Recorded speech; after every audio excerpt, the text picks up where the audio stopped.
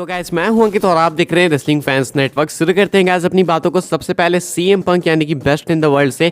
तो आज के स्मैकडाउन के एपिसोड में हमें रैंडी ऑर्टन देखने को मिला एंड आपको पता होगा कि सीएम पंक फ्री एजेंट है। पीडब्ल्यू साइड की तब से रिपोर्ट निकल के आई थी कि इंटरनली उनको as a free agent list करा गया एंड इसका मतलब है कि वो मंडे नाइट रॉ और फ्राइडे नाइट स्मैकडाउन दोनों में जा सकते हैं, दोनों का पार्ट बन सकते हैं। अब अभी के हिसाब से सीएम पंक को आने वाले स्मैकडाउन के एपिसोड के लिए अनाउंस कर दिया गया है। आज के शो के दौरान डब्ल्यूडब्ल्यू ने ये वाली मैसिव अनाउंसमेंट करी एंड ये स्मैकडाउन का एपिसोड होने वाला है ट्रिब्यूट टू द ट्रूप्स के साथ वाला, यानी कि अब पता नहीं है tribute to the troops air करेंगे या नहीं करेंगे, वो नहीं पता, कुछ खास क्लैरिफिकेशन मिलेगी तो मैं आपको बताऊंगा। लेकिन अभी के हिसाब से सीएम पंक का जो रिटर्न है वो कंफर्म करा गया है आने वाले स्मैकडाउन के एपिसोड के लिए। पहले रैंडी ऑर्टन और अब सीएम पंक। तो बेसिकली डब्ल्यूडब्ल्यू पूरी स्टार पावर अपने दोनों ब्रांड्स के लिए यूज करना चाह रही है। पहले तो ये दोनों रॉ के एपिसोड में थे एंड अब दोनों स्मैकडाउन के एपिसोड में। रैंडी ऑर्टन तो परमानेंट बन चुके हैं स्मैकडाउन का पार्ट, लेकिन सीएम पंक फ्री एजेंट ही रहेंगे।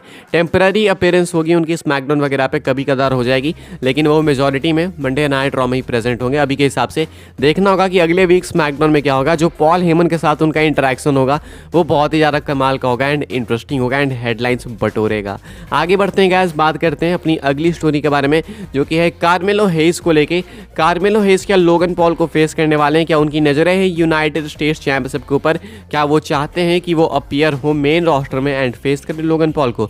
अभी शायद आपने आज का स्मैकडाउन देखा होगा तो आपने नोटिस करा होगा, नहीं करा तो मैं आपको बता दूं, लोगन पॉल आते हैं आज चैलेंजर की तलाश में एंड अनाउंस होता है एक टूर्नामेंट। बेसिकली नंबर 1 कंटेंडरशिप का टूर्नामेंट है जहां पे कि कई सारे सुपरस्टार्स अनाउंस करे गए। टोटल 8 सुपरस्टार्स होने वाले, जिसमें से कि 7 ऑलरेडी कंफर्म है। आप देख सकते हो कि Santos Escobar, Bobby Lashley, Dragon Lee, Karrion Kross, Austin Theory, Grayson Waller and Kevin Owens and एक सुपरस्टार एनएक्सटी से होगा जो कि अभी तक अनकन्फर्म्ड है।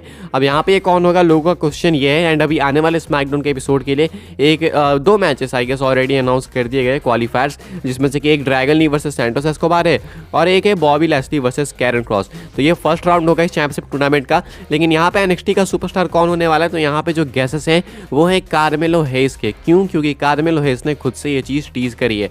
कार्मेलो हेज ट्विटर पे ये कुछ पोस्ट करते हैं, कोई कैप्शन नहीं है, सिंपल डब्ल्यूडब्ल्यू बम्प वाले शो से फोटो पोस्ट करते हैं जहाँ पे कि उनके हाथों में वो जॉन सीना वाली retro spinning US championship belt है एंड यहाँ पे इस चैंपियनशिप की बहुत ही प्रेस्टीज है, आप सॉरी प्रेस्टीजियस कह रहा हूँ, लेकिन हाँ घुमा फिरा के बात ये है कि जो टाइटल है वो यूएस टाइटल है एंड करेंटली उसके लिए ही टूर्नामेंट चल रहा है एंड उसके लिए ही एक स्पॉट खाली है जहाँ पे कि एक एनएक्सटी का सुपरस्टार आके उसको भरेगा एंड कार्मेलो हेज खुद को टीज करते हैं उस वाले स्पॉट के लिए। एंड हो सकता है कि इनका मेन रोस्टर डेब्यू यहाँ से हो भी जाए एंड मुझे लगता है कि ये सही डिसीजन होगा क्योंकि I guess Carmelo Hayes already काफ़ी प्रिपेयर्ड है एक मेन रोस्टर रन के लिए। अगर ड्रैगन ली आ सकते हैं तो कार्मेलो हेज भी बिल्कुल आ सकते हैं, इवन ब्रॉन ब्रेकर भी आ सकते हैं। अभी के हिसाब से कार्मेलो हेज के चांसेस लग रहे हैं, उन्होंने ये कुछ टीज किया है, देखते हैं क्या होता है, आगे पता चल जाएगा। आगे बढ़ते हैं गाइस, बात करते हैं अपनी अगली स्टोरी के बारे में जो कि है एक बैड न्यूज़ को लेके। डब्ल्यूडब्ल्यू ने फायर करा है अपने कुछ एम्प्लॉयज़ को एंड एक डब्ल्यूडब्ल्यू सुपरस्टार को। पहले तो मैं आपको बता दूं कि डब्ल्यूडब्ल्यू ने फायर करा है मैकेंजी मिशेल को जो कि एनएक्सटी की सुपरस्टार थी एंड शायद आप में से बहुत लोग इनको नहीं जानते होंगे, लेकिन इनको डब्ल्यूडब्ल्यू ने फायर कर दिया है। इनकी तरफ से खुद से कंफर्मेशन निकल के सामने आई, आप देख सकते हो कि यहाँ पे कैप्शन इन्होंने अपने ट्वीट का क्या लिखा।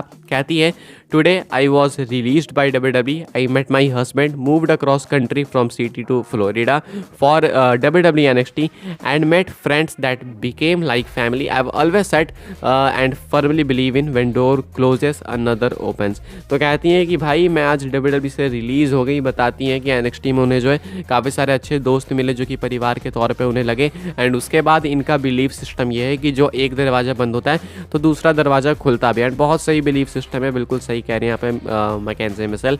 अनफॉर्चुनेट न्यूज़ है इनके लिए for sure and we hope कि इनका जो फ्यूचर है वो बेटर हो एंड अभी इसके हिसाब से ये तो चलो बैड न्यूज़ है, लेकिन इसके अलावा भी डब्ल्यूडब्ल्यू ने और कुछ एम्प्लॉयज़ फायर करें, यानी कि ये तो सुपरस्टार हो गई, बाकी इंटरनली एम्प्लॉयज़ फायर करें।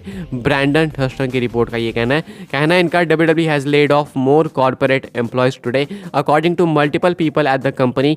This follows lay off of more than 100 employees in September following the closing of the TKO merger. तो यहाँ पे कहना है कि सितंबर में जब उतने सारे एम्प्लॉयज़ फायर करे गए थे, ऑलमोस्ट 100 से भी ज़्यादा, उसके बाद डब्ल्यूडब्ल्यू ने वापस से कुछ कॉर्पोरेट एम्प्लॉयज़ को अभी रिलीज़ कर दिया है एंड एक तो सुपरस्टार खुद मैकेंजी मिशेल हो गई। तो ये एक बैड न्यूज़ आ रही है डब्ल्यूडब्ल्यू की तरफ से। मुझे लगता है भाई सीएम पंक को साइन करने में इतना लग गया कि डब्ल्यूडब्ल्यू जो है अब उसका ही जुगाड़ बिठा रही है कि मैनेज करे। ये थोड़ा सा किसी को भी अलग सा ही अजीब सा लगेगा अगर कोई अपनी जॉब खोएगा किसी की वजह से। तो आई होप ऐसा ना हो, सीएम पंक की वजह से ना हो, लेकिन हाँ जिसने भी अपनी जॉब खोई ये उनके लिए बुरा तो फॉर्सफुल लग रहा है। आगे बढ़ते हैं गाइस, बात करते हैं अपनी अगली स्टोरी के बारे में जो कि ड्रू मैकिंटायर को लेके। ड्रू मैकिंटायर काफ़ी अपसेट है इस चीज़ से। किस चीज़ से मैं आपको बता दूं, अभी WWE ने कल अनाउंस करा रॉयल रंबल का ऑफिशियल पोस्टर, यानी कि रॉयल रंबल 2024 जो होने वाला है उसका ये था पोस्टर। एंड एक तो ऐसा पोस्टर है कि भाई आपको ये जादू टोना कर देगा, तुम भाई मतलब हिप्नोटाइज हो जाओगे देखने में। अब ऐसे में ड्रू मैकिंटायर इस पर रिएक्ट करते हैं। यहाँ पे ड्रू मैकिंटायर नहीं है वैसे पोस्टर में, मैकिंटायर कोट करते हैं एंड कहते हैं are you starting to understand my frustrations now. कहते हैं कि अब तुम्हें समझ आ रहा है कि मैं क्यों गुस्सा हूँ, आखिर मुझे क्यों चिढ़ मच रही है WWE से या फिर इन रोस्टर के सुपरस्टार से। तो बेसिकली मैकिंटायर कह रहे हैं कि भाई देखो मुझे साइडलाइन करा जा रहा है, मैं जो डिजर्व करता हूँ मुझे मिल नहीं रहा है। एंड इस ट्वीट के ऊपर 12 घंटे के अंदर 32,000 से भी ज़्यादा लाइक है, यानी कि 32K प्लस लाइक्स है। ट्विटर पे मैंने आपको ऑलरेडी बताया कितने लाइक्स बहुत होते हैं। तो मैकिंटायर चिढ़े हुए दिख रहे हैं इस चीज़ से एंड बहुत ही अच्छी स्टोरी प्रोग्रेशन चल रही है करेंटली।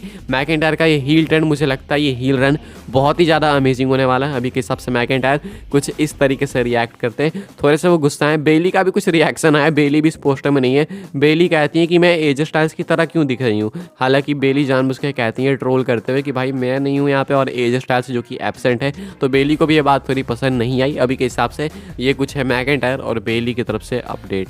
आगे बढ़ते हैं गाइस, बात करते हैं अपनी आखिरी स्टोरी के बारे में जो कि है रोमन रेंस वर्सेस रॉक के स्टेटस को लेके। साथ में क्या रोमन रेंस रेसलमेनिया 40 के बाद हॉलीवुड के लिए लीव करेंगे कोडी से अगर वो हार जाएंगे तो, इसको लेके। तो ये थोड़ी मैसिव अपडेट से सुन लेते हैं, समझ लेते हैं। रेसलिंग ब्लॉग की तरफ से अपडेट निकल के सामने आई है, आपको मैं पढ़ के बता देता हूँ। पहले कहा जा रहा है for the people asking about Roman Reigns versus the Rock, those talks have not taken place in a long time.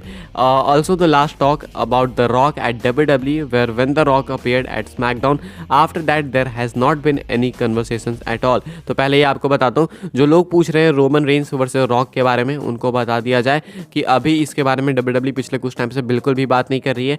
आखिरी बार रॉक का मेंशन प्रॉपर तरीके से तब हुआ था जब रॉक स्मैकडाउन में आए थे, उसके बाद से कोई भी कन्वर्सेशन नहीं हुई है। उसके बाद कहा जा रहा है also for the people asking of Roman Reigns potentially leaving to Hollywood after WrestleMania 40, there's no word if those rumors are true or not। There's been reports of him being interested, but he just recently re-signed a new contract with WWE and still has plenty time left on the contract। So anyone claiming Roman will be leaving WWE after WrestleMania 40 to go to Hollywood is totally false। तो बताया जा रहा है कि जो लोग ये पूछ रहे हैं कि क्या रोमन WrestleMania 40 के बाद हॉलीवुड में जंप करेंगे, क्या हॉलीवुड के लिए वो WWE लीव करेंगे, तो अभी इसको लेकर कोई अपडेट तो नहीं है कि ये रूमर सही या फिर नहीं। लेकिन हाँ, एक चीज़ जरूर से आप ये कह सकते हो कि अभी रोमन ने रिसेंटली में WWE के साथ एक न्यू कॉन्ट्रैक्ट रीसाइन करा है, जिस कॉन्ट्रैक्ट में उनको काफ़ी ज़्यादा फ्रीडम भी मिलती है, वो काफ़ी सारे लीव्स ले सकते हैं। एंड अभी बताया जा रहा है कि रोमन के पास इस कॉन्ट्रैक्ट में स्टिल बहुत सारा टाइम बचा है। अभी अगर मल्टी ईयर डील है तो 2025-26 तो आराम से रोमन के हाथों में कहीं नहीं जा रहा है। तो बताया जा रहा है कि अगर आप कहीं पे भी सुन रहे हो कि WWE रोमन लीव करेंगे रेसलमेनिया 40 के बाद हॉलीवुड के लिए, तो ये नहीं होने वाला। हाँ, ये जरूर हो सकता है कि रोमन ब्रेक ले, क्योंकि यूजुअली रेसलमेनिया के अंदर अगर कोई चैंपियन हारता है एंड अगर इस टॉप लेवल का चैंपियन हारता है तो ब्रेक लेता है, उसके बाद वो वापस से रिटर्न करता है कुछ महीने बाद, तो वो हो सकता है, वो WWE की चीज़ है। लेकिन हॉलीवुड रोमन नहीं जाने वाले हैं, ये कुछ बताया जा रहा है। फिलहाल के हिसाब से गुड न्यूज़ है एक तरीके से। अभी ये कुछ है इस वीडियो के लिए अपडेट्स। आई होप आपको वीडियो पसंद आई हो। आइए तो वीडियो को लाइक करें, शेयर करें, सब्सक्राइब करें, चैनल को फॉलो कर सकते हैं मुझे इंस्टाग्राम एंड ट्विटर पर, लिंक आपको मिल जाएगा डिस्क्रिप्शन में। ज्वाइन कर सकते हैं व्हाट्सएप चैनल को, उसके भी लिंक है डिस्क्रिप्शन में। मिलते हैं अपने नेक्स्ट सॉफ्टवेयर काफ़ी इंटरेस्टिंग वीडियो में।